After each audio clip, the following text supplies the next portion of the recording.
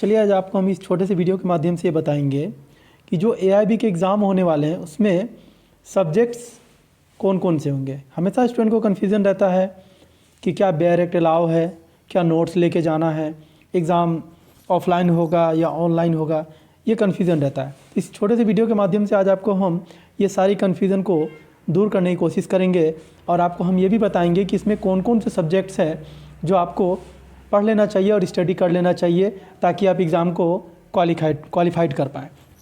देखिए, पहले पॉइंट में आपको हम ये इंपॉर्टेंट बात पहले बता दें कि इसमें सिर्फ आपको डायरेक्ट अलाउ होगा। आप तो डायरेक्ट जानते ही होंगे, लॉ के स्टूडेंट है तो डायरेक्ट बताने की ज़रूरत नहीं है ना। तो डायरेक्ट अलाउ है, आप डायरेक्ट लेके जा सकते हैं और इसमें कोई नोट्स वगैरह, कोई कॉपी बुक्स वगैरह वो आपको अलाउ नहीं है, वो सेंटर पे आप नहीं लेके जा सकते। और स्टूडेंट का ये भी क्वेश्चन होता है कि क्या एग्ज़ाम ऑफलाइन होगा या ऑनलाइन होगा। तो आज आपको हम बता दें इस वीडियो के माध्यम से कि एग्ज़ाम आपका ऑफलाइन सेंटर पे होगा, जो आपको OMR सीट मिलेगा, आपको उस माध्यम से एग्ज़ाम देना है जा कर के।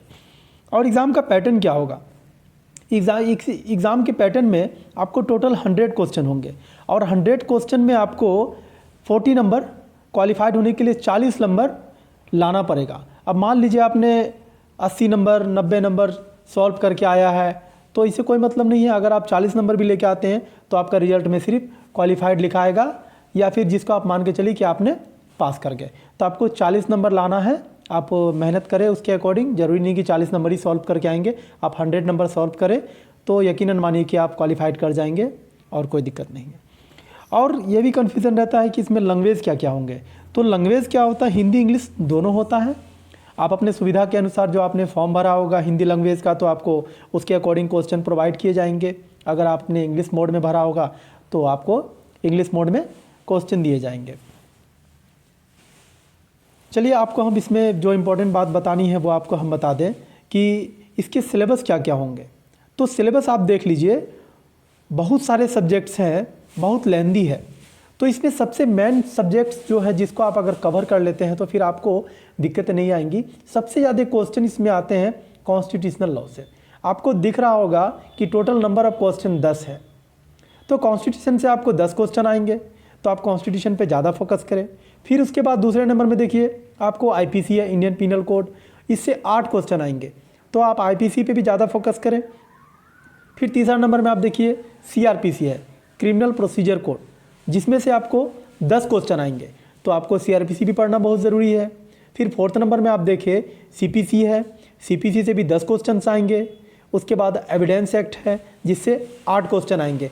तो ये सारे जो मेजर एक्ट हैं, constitution, IPC, CRPC, CPC, evidence, इससे बहुत ज़्यादा क्वेश्चंस पूछे जाते हैं। 8 क्वेश्चन 10 क्वेश्चन पूछे जाते हैं। आप देखिए एक है ADR, alternative disputes redressal including arbitration act, ये दोनों एक्ट इसमें इंक्लूड है, जिससे आपको सिर्फ 4 ही क्वेश्चन पूछे जाएंगे।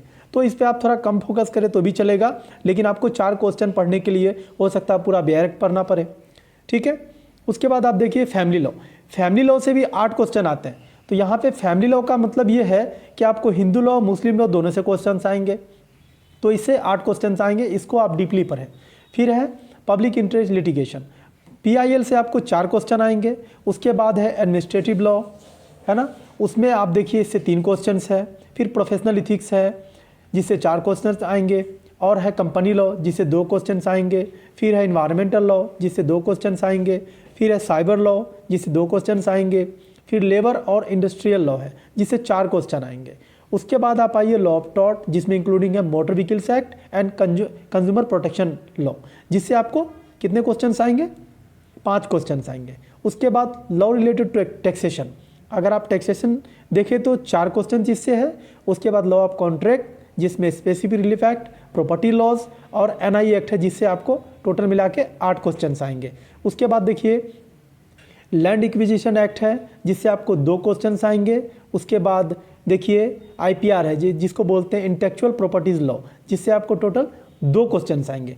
टोटल मिला के यहाँ पे बोलने का मतलब है या समझाने का मतलब है कि आपको सारे सब्जेक्ट से मिला करके 1 to 19 सब्जेक्ट से मिला करके आपको टोटल 100 क्वेश्चन पूछे जाएंगे, जो आपको सारे सब्जेक्ट के क्वेश्चन के आंसर देने हैं, जिसमें से आपको क्वालिफाइड होने के लिए 40 नंबर तो कम से कम लाना ही है अगर आपको KIB पास करनी है। तो इस तरह की छोटी छोटी जानकारी समझने के लिए या हमारे वीडियो को लाइक करें, सब्सक्राइब करें, ताकि आपको हम नई नई जानकारी दे पाएँ।